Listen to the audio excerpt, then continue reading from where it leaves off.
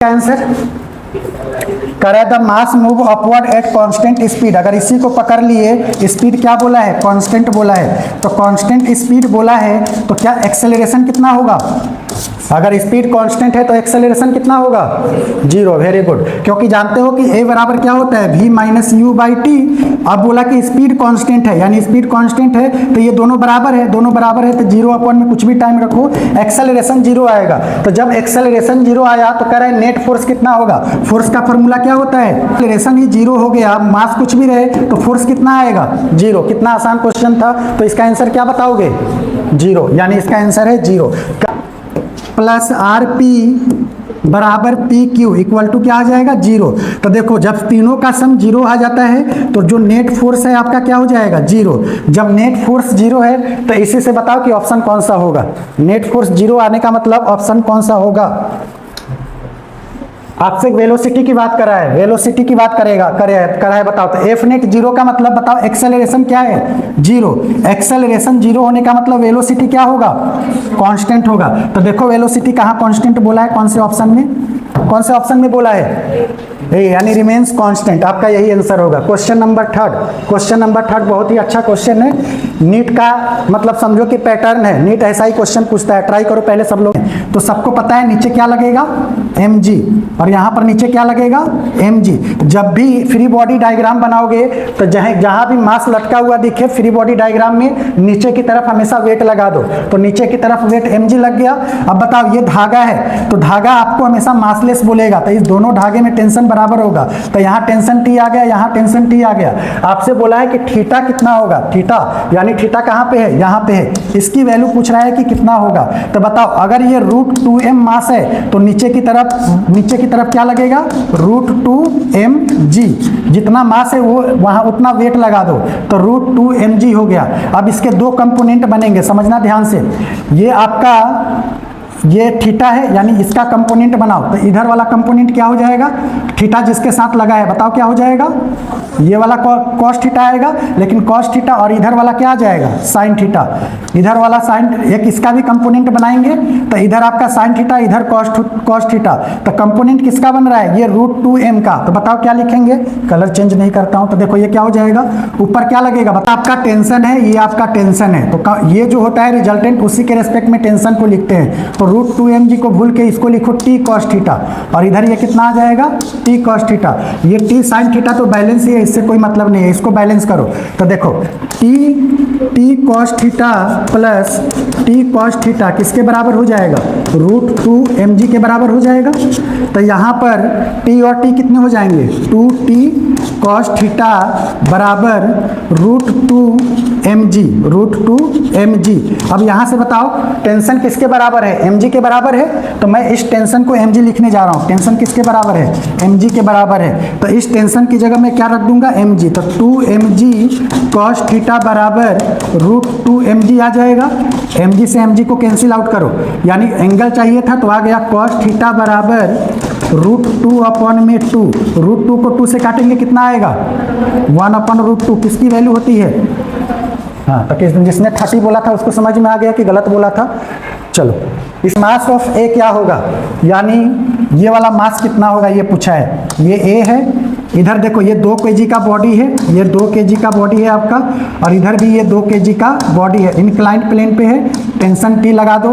इधर टेंशन, देखो mass change होगा तो टेंशन भी चेंज होगा, T1। देखो ये 2 kg था, 2 kg था, T टेंशन आया। अब इसका मास नहीं पता, तो जब भी मास चेंज होगा ना दोनों के बीच में, तो टेंशन भी चेंज हो जाएगा। अब आप लोग ट्राई करो नीचे, चलो मैं ही समझा देता हूँ, समझो। ये आपका मास कितना है? 2 kg। ये मास है आपका 2 kg। यहाँ पर ऐसे बांधा हुआ है और नीचे की तरफ एक मास लटका हुआ है जिसका मास ma है। यही बताना है कि कितना होगा। और यहाँ पर मास कितना है? यहाँ पर भी मास इसमें लगा रखा है 2 kg। तो नीचे क्या लगेगा बताओ? 2g। इधर क्या लगेगा? ma। चलो मैं मास ले लेता हूँ, मास mg है ना। अब इसके दो कंपोनेंट बनेंगे। अगर थीटा है, कितना एंगल दे रखा है? 30 डिग्री। तो आप लोगों को पता होगा इधर की तरफ क्या लगेगा? जो मास है उससे मल्टीप्लाई कर दो, 2g। इधर आता है साइन थीटा, ये क्या आ जाएगा? 2g साइन 30 डिग्री, और इधर की तरफ नॉर्मल रिएक्शन लिखता है जो कि ये बैलेंस करेगा। कंपोनेंट आ जाता है 2g cos 30 डिग्री। चलो पहले इतना करने के बाद अब हम लोग क्या करेंगे, हमको तो ये मास निकालना है, तो बैलेंस करो, यानी नॉर्मल रिएक्शन किसके बराबर हो जाएगा। यानी इसमें देखो एक बार आप लोग बैलेंस करके बताओ कि ये नॉर्मल रिएक्शन किसके बराबर आ रहा है। तो नॉर्मल रिएक्शन हो जाएगा 2g की जगह 10 cos 30 कितना होता है √3/2, 2 से 2 कट गया, यानी नॉर्मल रिएक्शन आ गया 10√3। अब यहाँ पर ये बैलेंस करो और इसको बताओ ये कितना आ रहा है। ये टेंशन है T, ये टेंशन T की वैल्यू बताओ, इसको बैलेंस करके कितना आएगा। T की वैल्यू बताओ, प्लस इसका कंपोनेंट जो आया है 2g sin 30 degree, 2g sin 30 degree. तो T1 बराबर, ये T किसके बराबर है 2g के बराबर है। तो यहाँ पर मैं क्या लिखूंगा, T की जगह 2g प्लस 2g sin 30 कितना होता है 1/2, 2 से 2 काटा तो 2g प्लस 2g कितना आ गया 3g आ गया।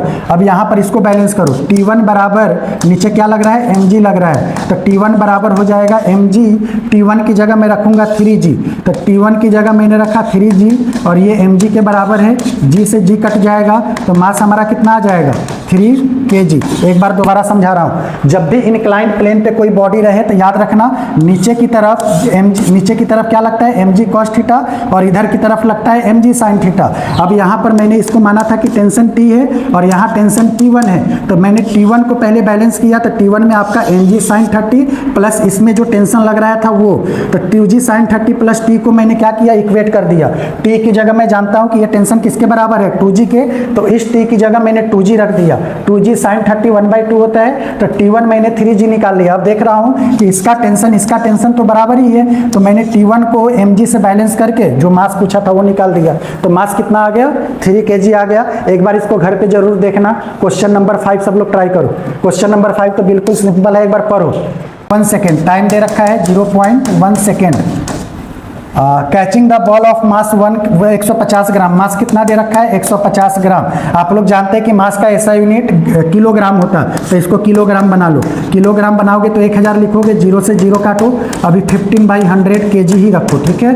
आगे बोला है मूविंग विद वेलोसिटी 20 मीटर पर सेकेंड, यानी v की वैल्यू कितना दे रखा है 20 मीटर पर second. The force imparted by the ball on the hand of the player, force का फॉर्मूला सब लोग जानते हैं क्या होता है मास इंटू एक्सेलरेशन। तो देखो मास पता है, कहीं से एक्सेलरेशन मिल गया तो काम हो जाएगा। तो एक्सेलरेशन का फॉर्मूला क्या जानते हो, एक्सेलरेशन बराबर होता है v माइनस u/t। तो यहाँ पर इनिशियल वेलोसिटी तो कुछ दिया नहीं है, तो जो v दिया है उसको रखो, v की जगह क्या रखेंगे 20, टाइम कितना है 0.1 सेकेंड। तो बस इसको सॉल्व करके बताओ आंसर क्या आया, यानी f बराबर हो जाएगा मास की जगह क्या रखेंगे 15/100 इंटू a की जगह क्या रखेंगे 20/0.1। अब इतना सॉल्व नहीं कर रहे हो तो नीट का सपना छोड़ दो और आंसर बताओ। ये आ रहा है ना, यानी इसको जब इसको मल्टीप्लाई करोगे तो ये खत्म, 0 से 0 खत्म, फोर्स बराबर 30 न्यूटन। बहुत अच्छा, वेरी गुड। तो इसका आंसर क्या आ जाएगा 30 न्यूटन। इस क्वेश्चन में कुछ था, बस जो दिया है उसको लिखना था और आपको माइंड में चलना चाहिए था कि फोर्स का फॉर्मूला मास इनटू एक्सेलरेशन होता है। तो एक्सेलरेशन के लिए आपको दिया था वेलोसिटी और टाइम, वहां से निकाल लिए, फोर्स निकाल लिए। ऐसा ही क्वेश्चन आता है, ज्यादा डिफिकल्ट नहीं देगा जेईई की तरह। अब देखो ऐसा कॉन्सेप्ट पढ़ाते वक्त मैंने समझाया था, तो सब लोग पेन चलाओ और जो मैं पूछूंगा बताना होगा, नहीं तो फिर मैं गुस्सा करूंगा। फोर्स कितना है 14 न्यूटन, जो मैं बोल रहा हूं निकालो। टोटल मास निकालो, तीनों को जोड़ो, m1 plus m2 plus m3, सबको जोड़ोगे तो 4 प्लस 2 प्लस कितना आ जाएगा 1, यानी 7 kg का मास है। सब लोग एक्सेलरेशन जल्दी से बताओ कितना आ रहा है, बोला करो। 14 फोर्स अपॉन में मास है 7, काटेंगे तो एक्सेलरेशन आ गया 2 मीटर पर सेकेंड स्क्वायर। अब आगे देखो क्या बोला है, the contact force between A and B. देखो ए यहाँ पे है, बी यहाँ पे है, तो मैं समझाने के लिए तो इसमें भी समझा सकता हूँ, लेकिन मैं अलग से बना दे रहा हूँ। ये आपका ए है और ये आपका क्या है बी है, इसके बीच का कॉन्टैक्ट फोर्स पूछा है। कॉन्टैक्ट फोर्स का मतलब ये इस पे नॉर्मल रिएक्शन लगाएगा और ये इस पे नॉर्मल रिएक्शन लगाएगा। तो हमेशा contact force A and B बोला है, तो किसी एक को भी लेकर निकालोगे तो निकल जाएगा। तो मैं 4 kg का फ्री बॉडी डायग्राम बना रहा हूं। तो यहां पर मान लो कि मास कितना है 4 kg मास है। अब देखो इधर की तरफ मैं फोर्स कितना लगा रहा हूं, देखो क्वेश्चन में दे रखा है कितना 14 न्यूटन, और ये बॉडी आगे की तरफ कितने मीटर पर सेकेंड स्क्वायर से जा रहा रहा है 2 मीटर पर सेकेंड स्क्वायर की तरफ से जा रहा है, और यहाँ क्या है नॉर्मल रिएक्शन। अब आपको एन ही निकालना है, एन निकाल दो, फोर्स को बैलेंस करो। देखो जिधर बॉडी जाता है ना, जिधर बॉडी जाता है तो उसी की तरफ ज़्यादा लगेगा। तो यानी एन से मैंने 14 न्यूटन लगाया, इधर से नॉर्मल रिएक्शन लग रहा है। देखो नॉर्मल रिएक्शन 4 kg और किसके बीच लग रहा है, 2 kg के बीच लग रहा है। सुनना ध्यान से। तो बताओ इस बॉडी को आगे की तरफ ले जाने में रिस्पॉन्सिबल कौन सा है, यह आगे के क्वेश्चन में भी आएगा। तो सुनना ध्यान से, इस बॉडी को आगे ले जाने में रिस्पॉन्सिबल कौन है, 14 न्यूटन। ये ज़्यादा है तभी तो 2 मीटर पर सेकेंड स्क्वायर से ये आगे बढ़ रहा है। तो जो ज़्यादा होगा ना उसमें से उसको माइनस करना, यानी 14 ज़्यादा है और नॉर्मल रिएक्शन कम पड़ गया है, तभी तो वो बॉडी आगे की तरफ जा रहा है। अब यहाँ पर 4 × 2 करना, हमेशा याद रखना जो ज़्यादा रहेगा, जिधर जाएगा जो ज़्यादा रहेगा उसी में से नॉर्मल रिएक्शन को माइनस करेंगे। अगर नॉर्मल रिएक्शन ज़्यादा होता, जैसे मान लो कि एक्सेलरेशन 0 आ जाता, तो एक्सेलरेशन 0 कब आता, जब ये बॉडी आगे ही नहीं बढ़ रहा होता, तो उस केस में एक्सेलरेशन 0 हो जाता। अब यहाँ से बताओ कि कितना आएगा नॉर्मल रिएक्शन, जल्दी से बताओ। तो यहाँ से आपका आ जाएगा 4 दूना 8 हो गया, n को उधर ले जाओ तो n बराबर 14 - 8, यानी नॉर्मल रिएक्शन आ जाएगा 6 न्यूटन का।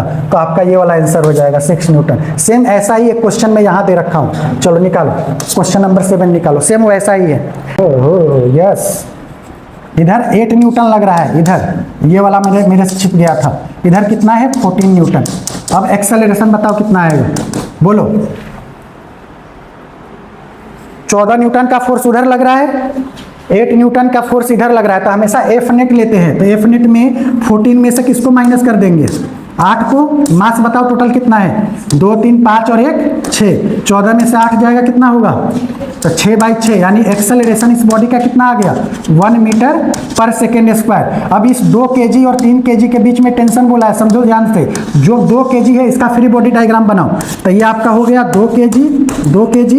अब ओवरऑल एक्सेलरेशन कितना है 1 मीटर पर सेकेंड स्क्वायर। इधर की इसमें 8 न्यूटन का फोर्स है, बॉडी इधर जा रहा है, तो बोलो ज़्यादा कौन है 8 न्यूटन। सिर्फ मैं इसके लिए बनाया हूँ। अब देखो इससे तो इधर से कोई मतलब ही नहीं है, यहाँ से अब इसको इधर कोई मतलब नहीं है, सिर्फ ये टेंशन की बात है। तो 8 न्यूटन इधर जा रहा है, तो 8 में से किसको माइनस कर लोगे, टेंशन को माइनस कर लोगे, अपॉन में फोर्स क्या हो जाएगा 2 × एक्सेलरेशन कितना है 1। यहाँ से टी निकालना कितना आ रहा है, जाओगे तो +t हो जाएगा। 8 + 2 कितना होता है 10 न्यूटन। तो इसका आंसर कितना आ जाएगा 10 न्यूटन। दोबारा समझा रहा हूँ, जब भी ऐसा कनेक्टेड बॉडी दिखता तो फॉर्मूला क्या बताया था, A बराबर, मैंने बोला था कि ज़्यादा वाले मास में से कम वाले मास को घटा देना, दोनों को जोड़ देना m1 + m2, और इसको किससे मल्टीप्लाई कर देना g से। चलो बताओ, बोलो अदनान बोल। बहुत अच्छा, यानी a बराबर m2 की जगह कितना है 10, तो 10 - 5, 10 + 5 × g, 10 में से 5 गया 5, 15 × g, 5 × 15, यानी g/3। तो देखो g/3 से ये क्या आ रहा है नीचे आ रहा है, और g/3 से ये ऊपर जा रहा है। तो एक ही आंसर दिया है g/3, तो इसलिए सी आंसर हो जाएगा। बताओ इसमें किसी को डाउट है, नहीं है डाउट। जल्दी से इस क्वेश्चन का आंसर बताओ, सब लोग जल्दी से निकालोगे। मैं मास यहाँ कर दे रहा हूँ। ये है आपका 10 kg और ये है आपका 8 kg। जल्दी से बताओ कि इसमें एक्सेलरेशन कितना है, फटाफट।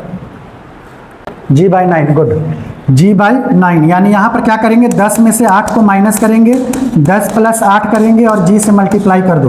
तो अगर आंसर ये हो जाएगा 2/18 × g, यानी 2 9 × 18, यानी ये कितना आ जाएगा g/9। अगर आंसर g के टर्म में दिया है तो ठीक है, अगर वैल्यू दिया होगा तो 10 रख देना। 10/9 का मतलब होता है 1.1 मीटर पर सेकेंड स्क्वायर। तो ऐसा ही क्वेश्चन आता है। नेक्स्ट क्वेश्चन आपका फाइंड टेंशन इन स्ट्रिंग, करना इसको ट्राई। मैं बना दूं अलग से, देखो ये बॉडी ऐसे है, देखो कितना क्वेश्चन हो पा रहा है। 9 तक आ गए ना।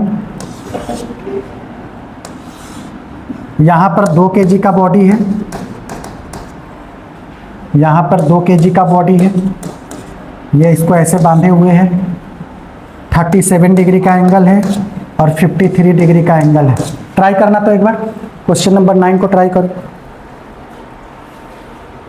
बोलो इसका कंपोनेंट कितना आएगा अभी तो बताया था ऊपर 2g साइन एंगल कितना है 37, तो ये हो जाएगा 2g साइन 37। इसका कंपोनेंट बताओ कितना आएगा 2g, बोलो 2g साइन बताओ 53, 2g साइन 53 डिग्री। अब सॉल्व करके देखो ये ज़्यादा है या ये ज़्यादा है, जो ज़्यादा होगा उसमें से माइनस करके एक्सेलरेशन बताओ जल्दी से।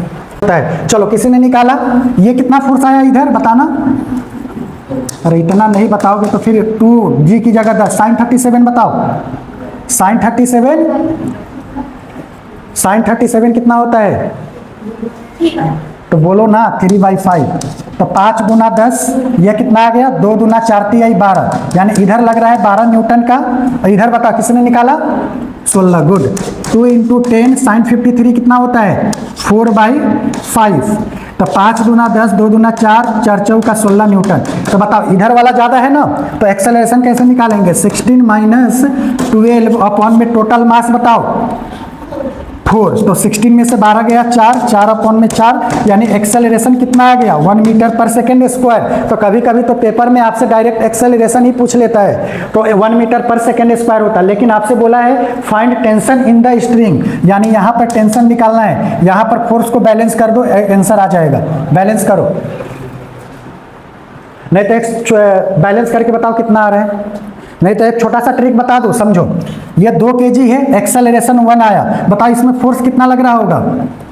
अरे 2 kg मास है, एक्सेलरेशन 1 है, तो फोर्स कितना लग रहा होगा 2 न्यूटन, यानी इसमें 2 न्यूटन का फोर्स लग रहा है, और ये कितना लग रहा है 12 न्यूटन का, यानी ये नीचे की तरफ आ रहा होगा 2 न्यूटन से, 2 न्यूटन के फोर्स से, और इसको सपोर्ट कितना कर रहा है 12 न्यूटन और सपोर्ट कर रहा है। ये टेंशन बैलेंस करोगे तो टेंशन कितना आ जाएगा 14 न्यूटन। बस जो फोर्स आया उसको इसके जो कंपोनेंट वाला है उसको ऐड करके आंसर बता दोगे 14 Newton.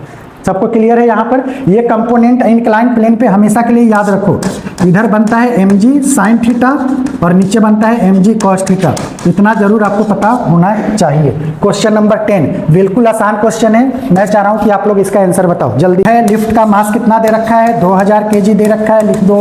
When the tension in the supporting cable is 28 Newton, यानी इस पे टेंशन कितना लग रहा है 28000 न्यूटन लग रहा है। Then its acceleration is, acceleration पूछ रहा है, जाहिर सी बात है लिफ्ट ऊपर की तरफ जा रहा होगा टेंशन, तो यहाँ पर लिफ्ट ऊपर की तरफ जा रहा है एक्सेलरेशन ए से, नीचे बताओ कितना जी लगेगा 2000 जी लगेगा 2000 जी। बैलेंस कर दो और बताओ आंसर क्या आएगा। बैलेंस करोगे तो इस बार टेंशन ज़्यादा है, यानी टेंशन में से माइनस करोगे, करो करके बताओ।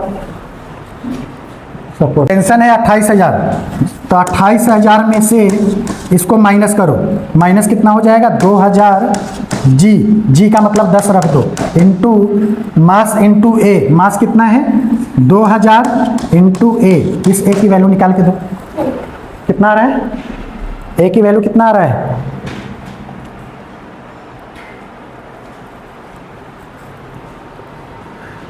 बस, तो बहुत टाइम ही नहीं बचा। देखो 28000 में से इसको माइनस करोगे 20000 को, तो कितना आएगा 8000, और ये कितना हो जाएगा 2000 ए, 3 जीरो से 3 जीरो काटो, 2 चौका 8, एक्सेलरेशन कितना आ गया 4 मीटर पर सेकेंड स्क्वायर, तो एक्सेलरेशन हो गया 4 मीटर पर सेकेंड स्क्वायर। अगर मैं